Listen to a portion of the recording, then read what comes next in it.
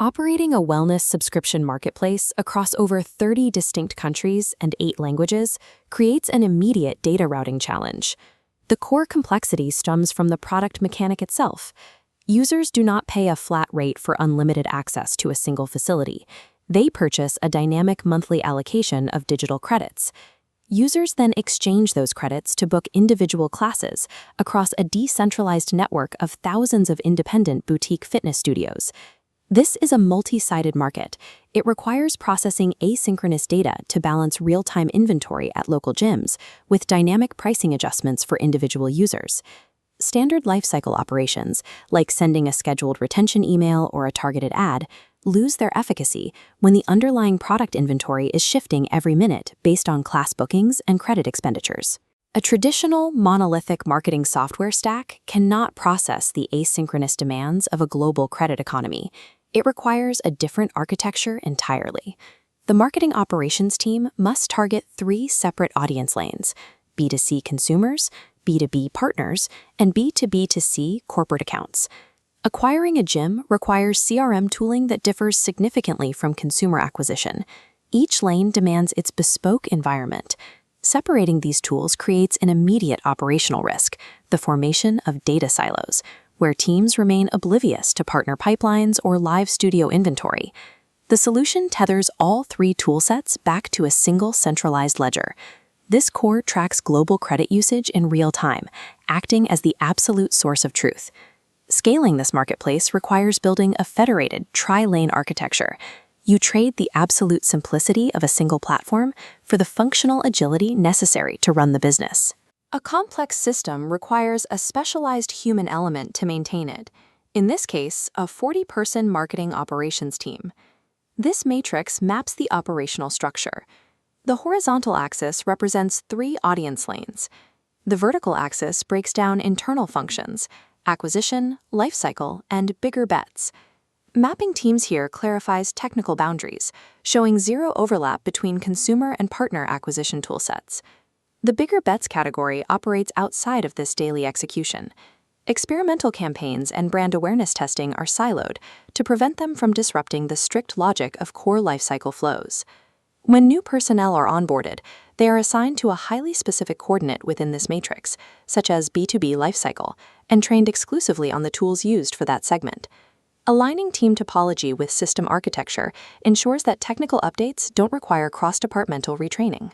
By mirroring the stack structure, the team can deploy changes to one lane without disrupting others. We can observe how this matrix operates in practice by isolating the B2C lifecycle lane and looking at user churn. Users sitting on too many leftover digital credits at the end of a month experience underutilization churn. They cancel because the subscription no longer signals a clear return on value. On the opposite end of the spectrum is max-out churn. These power users exhaust their credit limits early, hit a hard friction point, and cancel out of frustration. Traditional time-based retention tactics, like sending an automated check-in email on day 30, do nothing to solve usage-based friction. This flowchart details the technical solution.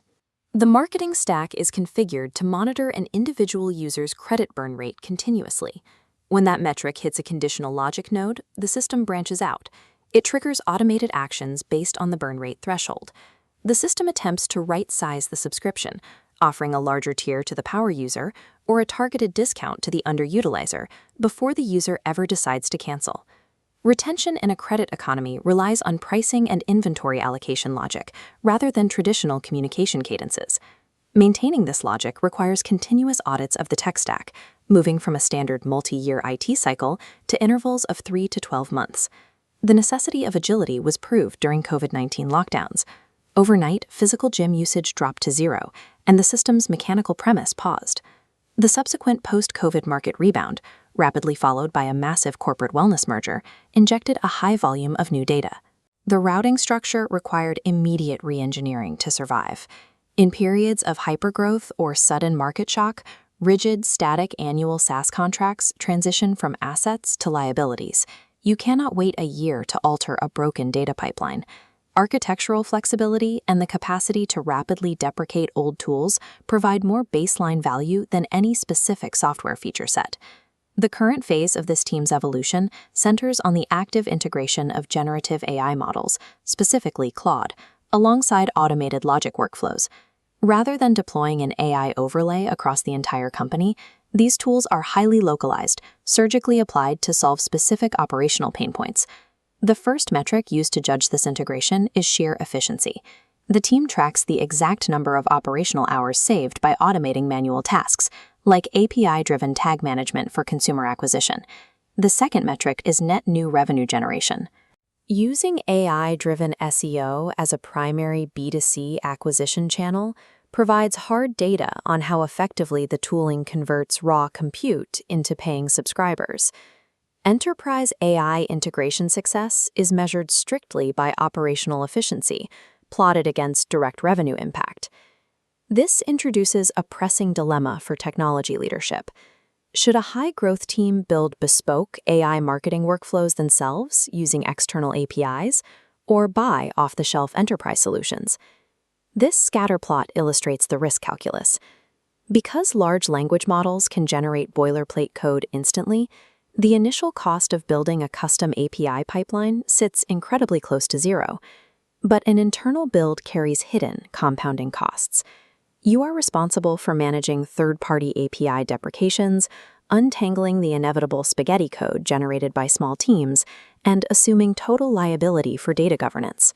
Conversely, governed enterprise vendor software requires a heavy upfront financial investment, but that cost trajectory remains flat. You are paying to delegate the maintenance and governance risk to a third party. The resulting operational rule is strict. Internal AI stringing is used exclusively for rapid, localized testing.